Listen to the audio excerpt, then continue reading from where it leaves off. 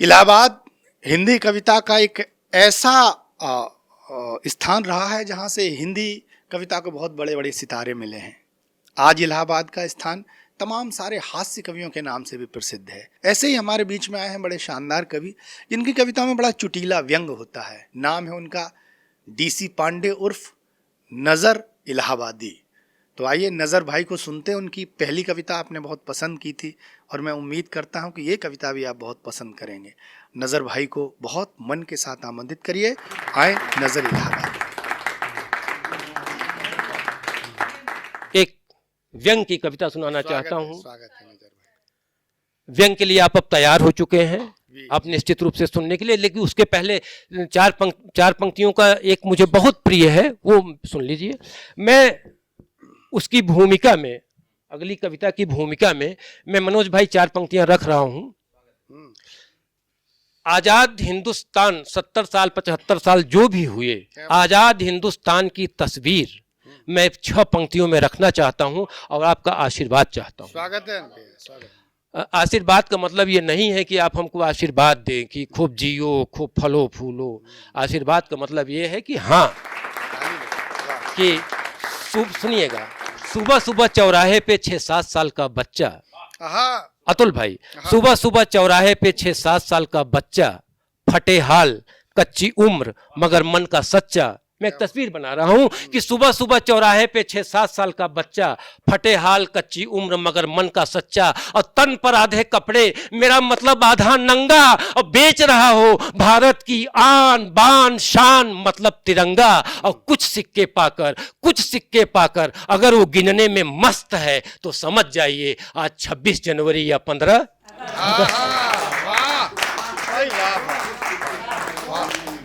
चलिए, अब आप फुल मूड में हैं व्यंग की कविता सुनने के लिए।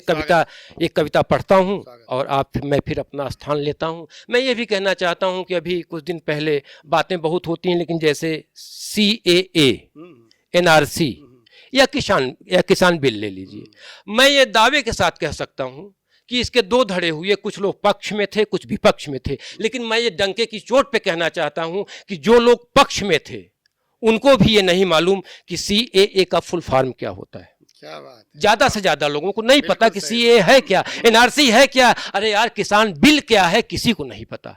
बहुत कम लोग जानते हैं, जिन्होंने बनाया होगा शायद समीर भाई वही जानते हैं, लेकिन वो पक्ष में है और विपक्ष में भी, धरने पर भी लोग बैठे हुए हैं, उनको भी नहीं पता कि ये किसान बिल है क्या।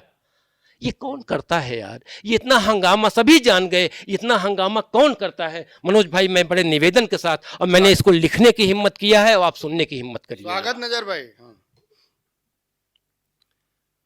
टीवी में घोटाले की न्यूज हल्की पड़ गई थी, टीवी में घोटाले की न्यूज हल्की पड़ गई थी, सबकी निगाह घोटाले से। मैंने आपसे सबसे निवेदन करूंगा, इस कविता को ध्यान से सुनिएगा कि टीवी में घोटाले की न्यूज हल्की पड़ गई थी, सबकी निगाह घोटाले से हट एक आदमी पर अड़ गई थी। एक ठीक ठाक दिखने वाले आदमी ने लंगोटी उतारकर चेहरे पर पहन रखी थी, टीवी वालों ने इसे ही ब्रेकिंग न्यूज बना रखी थी।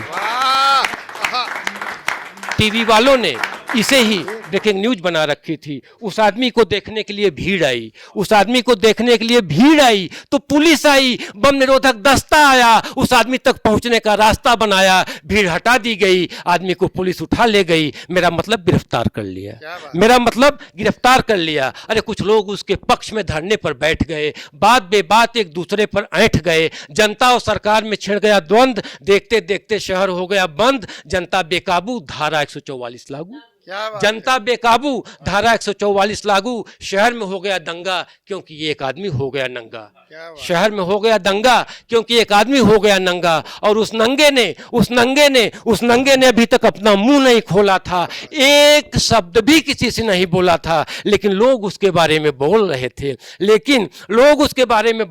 थे, नेता एक दूसरे की पोल खोल रहे थे, और चैनलों पर होने लगा डिबेट, उस आदमी का बढ़ने लगा वेट, और जनता भी रोटी सेक रही थी, जो मन में आया फेंक रही थी। क्या बात है। जनता भी रोटी सेक रही थी, जो मन में आया फेंक रही थी। एक ने कहा वो अधिकारी है, एक ने कहा वो अधिकारी है, दूसरे ने हाँ हाँ भ्रष्टाचारी है। एक ने कहा वो अधिकारी है, दूसरे ने हाँ हाँ भ्रष्टाचारी है, और तीसरे ने कहा विक्षिप्त है, चौथे ने कहा देशद्रोह में लिप्त है, अरे पांचवें ने कहा हिंदू, छठे ने मुसलमान, और राजनीतिक पार्टियों में होने लगा घमासान। क्या बात है। राजनीतिक पार्टियों में होने लगा घमासान, और सरकार ने जिम्मेदारी निभाई, तुरंत जांच कमेटी बैठाई। क्या बात है, वाह।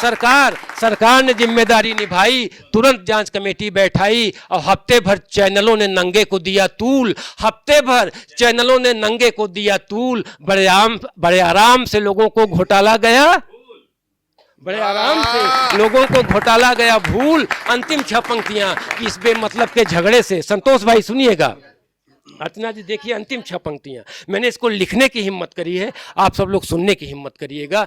कि इस बेमतलब के झगड़े से नंगे की आत्मा रोने लगी, इस बेमतलब के झगड़े से नंगे की आत्मा रोने लगी, अरे दिल में इंसानियत का बीज बोने लगी। छठे दिन नंगे ने अपना मुंह खोला और शर्म से सिर झुकाकर बोला, अरे साहब मैं तो ध्यान भटकाने का आइडिया हूं, अरे साहब मैं तो ध्यान भटकाने का आइडिया हूं, अरे मैं कुछ नहीं कोई नहीं केवल हिंदुस्तानी मीडिया हूं,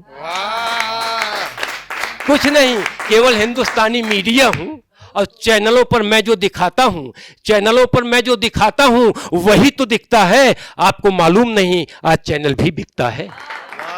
बहुत बढ़िया, वाह। चैनलों पर अंतिम 2 पंक्तियां, चैनलों पर मैं जो दिखाता हूं वही तो दिखता है, आपको मालूम नहीं आज चैनल भी बिकता है। और साहब मुझ जैसों के आगे रुपयों की बोटी फेंकते हैं, मुझ जैसों के आगे रुपयों की बोटी फेंकते हैं, देश के सम्मानित सियासी अपनी रोटी सेकते हैं। और साहब हम जैसों को भाड़े पर बुलाया जाता है, अरे दंगा होता नहीं साहब कराया जाता है, दंगा होता नहीं साहब कराया जाता है, दंगा होता नहीं साहब कराया जाता है। बहुत बहुत धन्यवाद।